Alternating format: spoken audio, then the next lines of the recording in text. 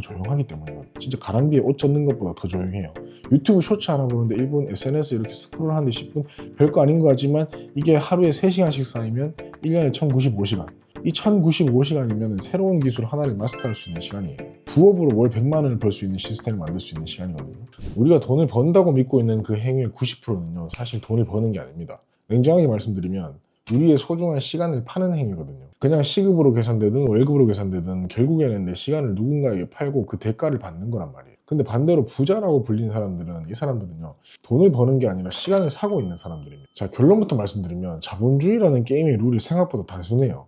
우리의 1시간 위에 다른 사람의 시간 몇 시간이 올라타게 만드느냐, 딱 이 한 문장에 모든 비밀이 담겨 있습니다. 제가 오늘 이 시간 레버리지라는 개념을 통해서 여러분이 지금까지 몰랐던 자본주의의 진짜 작동 원리를 완전히 좀 까발려 드리겠습니다. 자, 먼저 축구 선수 메시를 한번 보세요. 만약에 메시가 축구를 1시간을 하면 이 1시간 동안 전 세계 수억 명이 그 1시간을 보기 위해서 자기 시간을 쏟아붓는 거거든요. TV 앞에서 광고를 다 보면서도 중계를 보고 하이라이트 돌려보고 메시 1시간이 수억 시간으로 이제 증폭이 되는 거예요. 그 순간에 이제 그 시간이 엄청난 자본으로 환산이 되는 겁니다. 우리 주변의 유튜버들도 똑같아요. 1시간 들여서 만든 영상이 100만 시간 시청이 된다면 그 1시간은 더 이상 1시간이 아닌 거예요. 그게 100만 시간의 가치를 갖게 되는 거거든요. 결국 이겁니다. 내가 투입한 시간 대비 타인의 시간을 얼마나 끌어오느냐, 그 싸움이란 말이에요. 근데 여기서 질문이 하나 생깁니다. 그럼 모든 사람이 1시간은 똑같은 가치를 가져야 되는 거 아니야? 사람이 더 평등하잖아요. 이런 얘기를 많이 하거든요. 우리 개그맨 누가 이런 얘기 하죠. 자, 판사의 망치 소리와 목수의 망치 소리 가치가 같아야 된다, 이런 소리 하죠. 인권의 관점에서 뭐 따뜻하게 들리는 말이긴 한데, 근데 시장 경제의 관점에서는 완전히 이거는 무식한 소리죠. 자, 왜 그러냐면 그 망치 소리 한 번을 내기 위해서 투입된 그 적층된 시간, 그 무게가 완전히 다르기 때문입니다. 목수는 망치질을 배우는데 몇 개월에서 몇 년이 걸리죠. 근데 판사는 로스쿨 들어가고 대학교 4년 공부하고 로스쿨 3년 다니고 변호사 시험 준비하고 판사 임용까지 거치고 최소 10년 이상의 시간이 그 망치 소리 한 번에 압축되어 있단 말이에요. 자, 우리가 변호사를 고용할 때 내는 비싼 수임료 있잖아요. 이게 뭐냐면 그 사람이 현재 1시간을 사는 게 아니라 그 사람이 그 자리까지 가기 위해서 견뎌왔던 그 수만 시간의 진입 장벽을 사는 거거든요. 그 비용이 만약에 아깝다, 무슨 수임료가 이만큼 비싸냐, 그러면 네가 직접 공부해서 변호사가 되시면 됩니다. 근데 그러기에는 네 인생이 너무 짧잖아요. 결국에 전문직에게 지불하는 돈은 우리가 직접 공부했다면 써야 했을 그 인생의 몇 년을 세이브하기 위해서 지불하는 그 비용이라는 말이에요. 이게 바로 시간의 적층 개념입니다. 자, 그럼 이 원리가 우리 일상에는 어떻게 작동하고 있나? 직장인들의 현실을 한번 보겠습니다. 첫 번째로 주거비용이요. 자, 우리가 회사 근처에서 굳이 비싼 주거비용을 감당하는 이유가 뭐냐? 단순히 집이 좋아서가 아니라 매일 길 위에서 벌여야 하는 2시간, 3시간의 통근 시간을 돈 주고 사는 거란 말이죠. 그런 시간 절약분이 사실상 주거비용에 다 녹아있는 거죠. 우리가 출퇴근으로 낭비할 뻔한 하루에 한 3시간, 한 달이면 90시간, 1년이면 1080시간이거든요. 이 큰 시간을 세이브하는 비용들이 그 주거비용에 녹아있고 우리는 사실상 돈 주고 시간을 사는 셈이 되는 겁니다. 두 번째로는 주식 투자.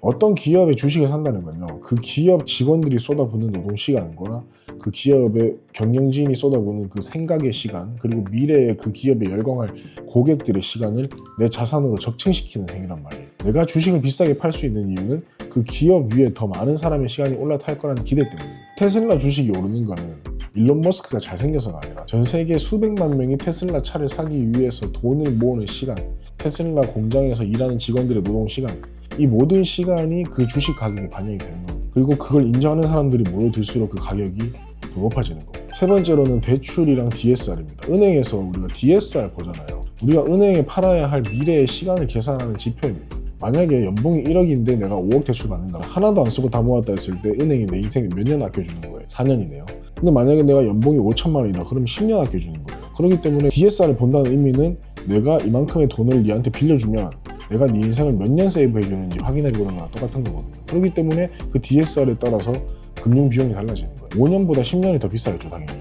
그러니까 이제 결국에는 은행에서 대출을 받고 그거에 대해서 이자를 지불하는 것은 내 미래 시간을 사오는 그 시간에 대한 비용이라는 뜻입니다. 자, 근데 여기서 진짜 심각한 문제가 하나 있어요. 최근 들어서 지금까지 우리가 살펴본 모든 이 구조, 시간을 팔아서 돈을 벌고 그 돈으로 다시 누군가의 시간을 또 사고, 이 순환 구조 자체가 최근 들어서 AI의 그 폭발적인 발전 때문에 완전히 무너지고 있다는 거예요. 과거에는 전문가의 비싼 시간에 사야 했던 지적 노동들이 있었잖아요. 번역가한테 번역 맡기고, 디자이너한테 디자인 맡기고, 애널리스트한테 분석 맡기고, 이런 것들이요. 근데 이제 AI가 1초 만에 공짜로 다 해줍니다, 이런 것들. 그럼 여기서 뭐가 일어나냐? 시간을 팔아서 돈을 벌 수 있는 기회 자체가 급격히 사라지고 있는 거거든요.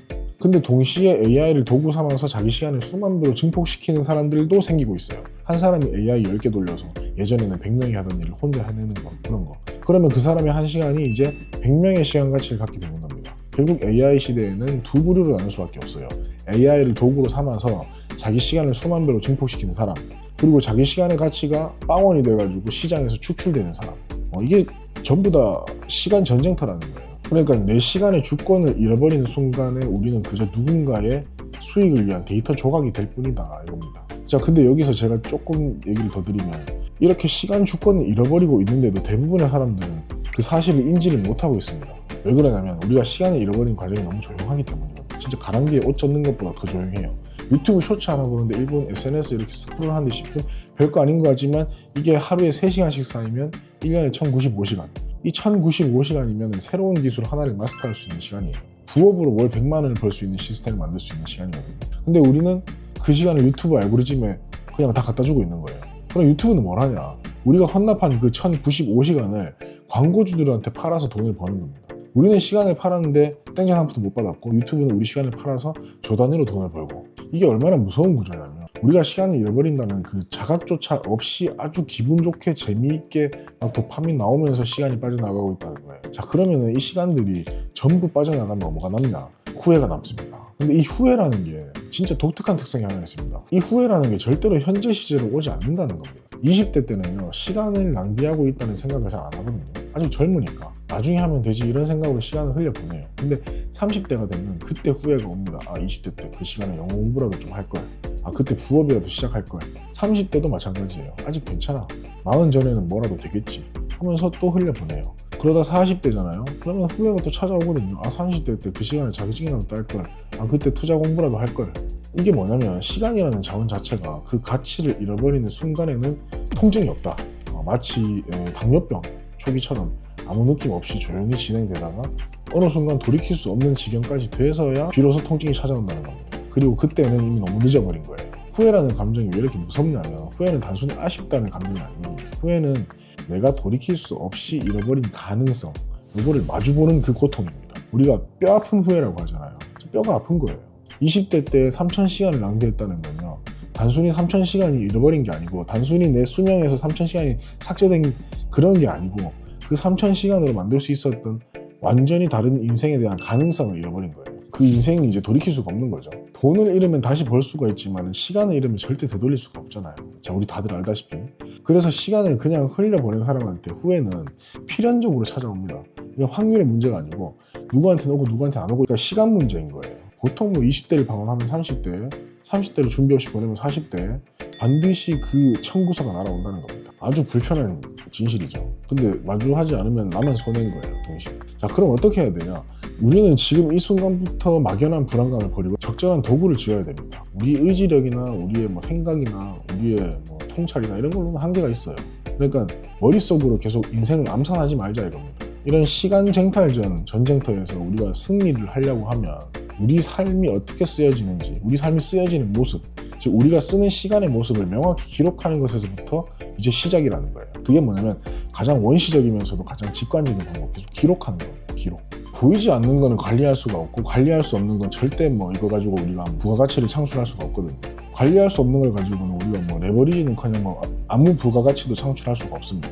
내가 시간을 어디에 쏟고 있는지, 누구에게 내 시간을 팔고 있는지, 이걸 정확하게 마주를 해야 된다는 거예요. 그걸 위한 도구가 바로 펜과 종이, 다이어리예요. 근데 다이어리를요, 예쁜 소품으로만 생각하시면 안 돼요. 이제는 요즘에는 더 그렇습니다. 다이어리는 우리 인생의 시간을 관리하는 장부 같은 겁니다. 통장을 관리하고 우리 가계부를 쓰듯이 우리 시간을 관리해야 된다. 자, 시중에 수많은 다이어리가 있습니다. 근데 잘못된 도구 선택은 또 다른 시간 낭비일 뿐이잖아요. 그래서 제가 7000개의 사용자 데이터를 분석하고 거기다가 뇌과학과 행동경제학 그리고 진화심리학을 접목해서 절대 실패하지 않는 다이어리 체크 포인트 5가지 추출해놨습니다. 도구를 고르는 시행착오까지 제가 대신 줄여드리는 겁니다. 왜냐면 좋은 다이어리를 찾기 위해서 또 다른 컨텐츠를 봐야 되는데, 그러면은 또 우리가 샌단 말이에요. 다이어리랑 관련 없는 컨텐츠를 아마 찾아 나선 지 한 5분도 안 돼서 다이어리랑 관련 없는 컨텐츠를 보고 있을 거라. 그래서 제가 그런 리스크를 없애드리겠습니다. 지금 바로 고정 댓글에 있는 영상 확인하시고요. 여기에다가 한 5분짜리 영상을 제가 다 정리를 해놨습니다. 우리가 저희 몸자 채널 구독자분들께서는 우리 시간을 누군가한테 저당 잡히는 게 아니고 스스로 설계하기 시작을 하자는 겁니다. 이미 하고 계신 분들은 좀 더 견고하게 하면 됩니다. 자, 오늘 영상 여기까지 하겠습니다. 영상 봐주신 모든 분들이 시간의 주인이 돼서 진짜 자본을 만들어 가시기를 지금부터 진심으로 응원합니다. 영상 봐주셔서 정말 감사드립니다. 지금까지 몸자였습니다. 안녕.